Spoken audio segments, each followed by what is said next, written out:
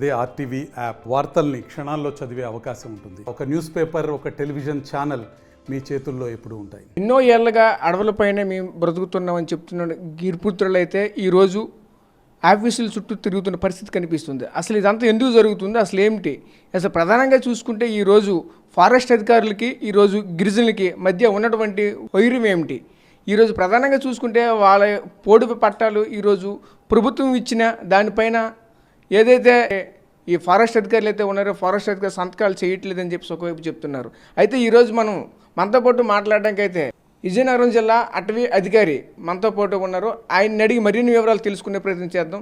Sir చెప్పండి sir, ఈరోజు చూసుకుంటే ప్రధానంగా ఎందుకు ఇలా జరుగుతుంది? అసలు ప్రధానంగా స్టేట్ గవర్నమెంట్లో ఉన్నటువంటి నాయకులు కావచ్చు, అలాగే అధికారులు కావచ్చు, వీళ్ళైతే ఒక పైపు అయితే మాత్రం వాళ్ళకి ఫేవర్గా చెప్తున్న పరిస్థితి కనిపిస్తుంది. అదేవిధంగా మరోవైపు చూసుకుంటే మీ నుండి ఎందుకు వాళ్ళకి అబ్జెక్షన్ వస్తుంది, ఏంటి జరుగుతుంది? సో ఇందులో ఇది కేవలం అవగాహన లోపం అండి.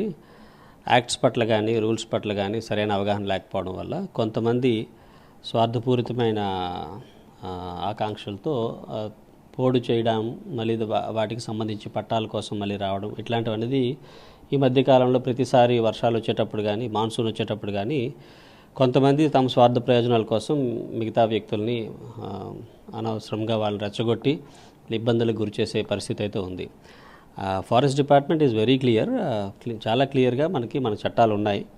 మనందరికీ తెలుసు, ఆర్వైఎఫ్ఆర్ యాక్ట్ ప్రకారంగా, ఆర్వైఎఫ్ఆర్ యాక్ట్ అంటే మన అటవీ హక్కుల చట్టం ప్రకారంగా 2005కి ఏదైతే ఎవరి సాగుబడిలో అయితే ఉందో అటువంటి అప్పటికి ఎవరైతే అధీనంలో ఉందో 2005కి ఎవరిదైతే అధీనంలో ఉందో అటువంటి భూములను మాత్రమే వారికి పట్టాలు ఇవ్వడం ఆర్వైఎఫ్ఆర్లో గుర్తించడం జరుగుతుంది. ఇందులో దీనికి సంబంధించి మనకి క్లియర్ కట్గా రూల్స్ అండ్ రెగ్యులేషన్స్ ఉన్నాయి.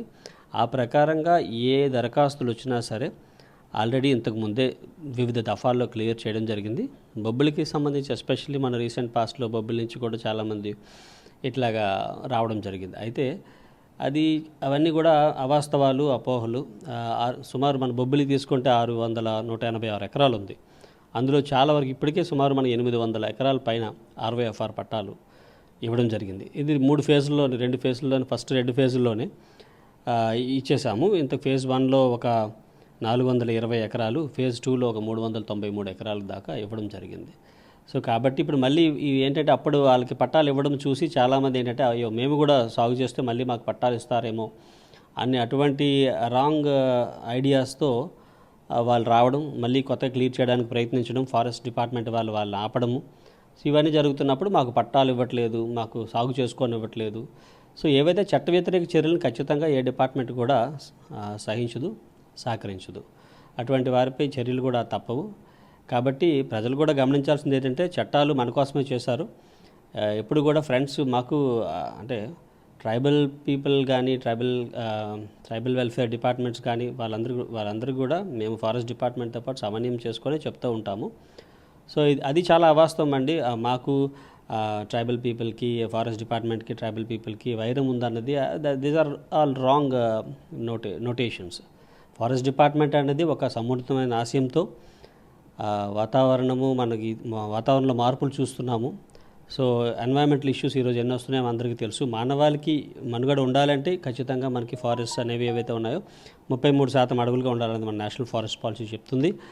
అయినా కూడా మనం ఆ దిశగా మన విజయనగరం తీసుకుంటే చాలా అంత మనకి అడవి లేకపోయినా సరే ఆ దిశగా మనం అడుగులు వేస్తున్నాం.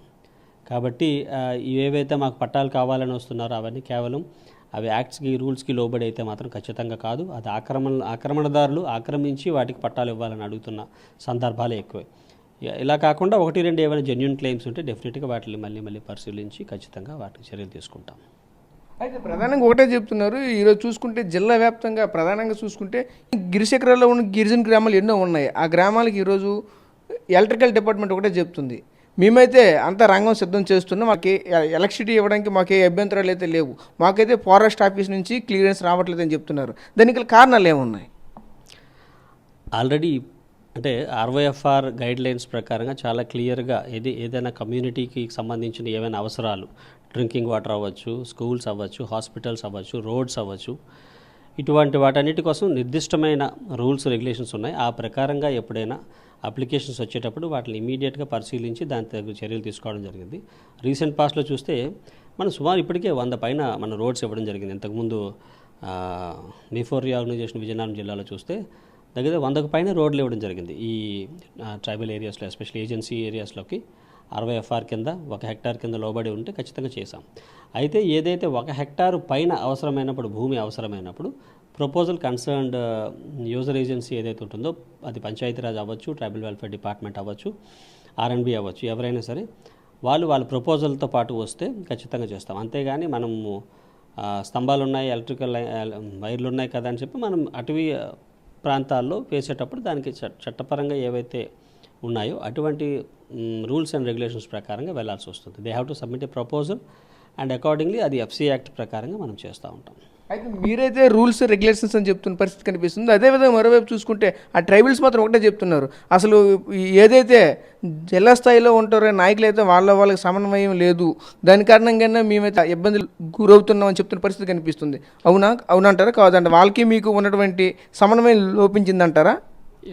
అటువంటిది ఏం లేదండి. సమన్వయాలు లోపించడానికి ఆస్కారమే లేదు. ఎందుకంటే జిల్లా కలెక్టర్ గారు is the chairman of RYFR, POITD ఎవరైతే ఉన్నారో he is the member secretary, DFO is the member. So ఖచ్చితంగా వీళ్ళ ముగ్గురికి తెలియని ప్రపోజల్ అట్టు ఏది ఉండదు. అటువంటి ప్రపోజల్ ఏది వచ్చినా సరే అంటే ఇప్పుడు ఆల్రెడీ మనం చూస్తే ఆల్మోస్ట్ అన్ని ప్రాంతాలకి కూడా రోడ్లు ఇవ్వడం జరిగింది. ఎక్కడైతే కొన్ని ఆక్రమిత ప్రాంతాలు ఉన్నాయో అవి గుర్తించిన ప్రాంతాలు ఏవైతే ఉన్నాయో ఆక్రమణదారులుగా ఉన్నారో అటువంటి వాటికి ఖచ్చితంగా అక్కడ సెటిల్మెంటే గుర్తించలేనప్పుడు దానికి కరెంట్ కనెక్షన్ కానీ రోడ్డు కానీ ఎట్లాగే ఇవ్వడం జరుగుతుంది. అది ఫస్ట్ ఎంక్రోచ్మెంట్ కింద వస్తుంది. దానికి ఎవిక్షన్ కోసం అన్ని చర్యలు రాస్తున్నాము, లెటర్స్ రాస్తున్నాము, డిస్ట్రిక్ట్ అడ్మినిస్ట్రేషన్తో మాట్లాడుతున్నాము. ఆ ప్రకారంగానే యాక్షన్స్ తీసుకుంటాము. Okay sir, thank you. ఇది పరిస్థితి. ప్రధానంగా చూసుకుంటే ఈరోజు ఏదైతే గిరిశిఖరాల్లో ఉన్న గిరిజన గ్రామాలకు దానికి కేవలం చూసుకుంటే ఒక గుర్తింపే దానికి లేదు, ఎంక్రోచ్మెంట్ అనేది లేదు. దానికైతే మాత్రం ఆ దిశకైతే మేము ఎప్పటికీ అడుగులు వేస్తున్నామని చెప్తున్న పరిస్థితి కనిపిస్తుంది. ఈరోజు ప్రధానంగా చూసుకుంటే ఈ అటవీ చట్టాలు అయితే మాత్రం కఠినంగా ఉన్నాయి. దీని కారణంగా అయితే మాత్రం ఏ ఒక్కరికి కూడా మేము చట్టం దాటి అయితే మేము అడుగులు వేయలేమని చెప్తున్న పరిస్థితి కనిపిస్తుంది. అదేవిధంగా మరోవైపు ప్రధానంగా చూసుకుంటే ఈరోజు మనకి ఏదైతే ఇప్పుడు ప్రజెంట్ ఫారెస్ట్ ఉంది, ఫారెస్ట్ అనేది దేశంలో చూసుకుంటే 33% అయితే మాత్రం ఖచ్చితంగా ఉండాలి. అలా ఉంటేనే మానవ మనుగడైతే మాత్రం కొనసాగుతుందని మనతో పాటు చెప్తున్న పరిస్థితి కనిపిస్తుంది.